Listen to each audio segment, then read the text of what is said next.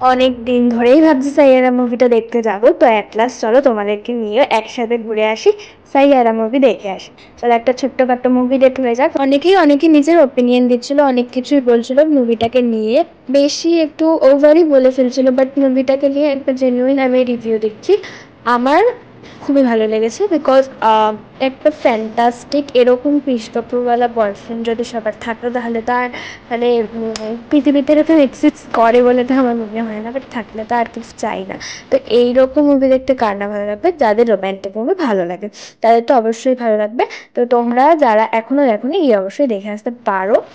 তো তোমাদের যদি এরম টাইপের মুভি ভালো লাগে তাহলে দেখে আসো, আর যাদের একটু বেশি নাটক লাগে তারা স্কিপ করতেই পারো। আর মুভির ফার্স্ট থেকে লাস্ট অব্দি গানগুলো জাস্ট অসাম।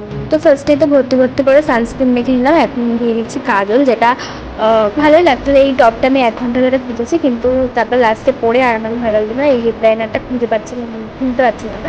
তারপরে খুলে দেখি মা ভোতা, তো এখন এত তাড়াহুড়োর মধ্যে আর কাটতে ইচ্ছে করছিল না, কারণ আমি সবসময় লেট করি। তো এইবার আমি ভেবেছিলাম না আমাকে 12টার মধ্যেই রেডি হতে হবে, কারণ একটা পরিধি শো ছিল কল্যাণীতে, তো অনেকটাই দূর ট্রেনে করে যেতে হতো। তো ব্যাপারটা অনেকটা মানে তাড়াতাড়ি তাড়াতাড়ি করেই রেডি হচ্ছিলাম।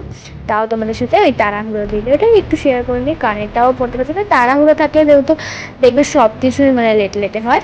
তো চুলটা নিয়ে তো আমি ভীষণই মানে কি করবো না করবো কিছু বুঝতে পারছিলাম না।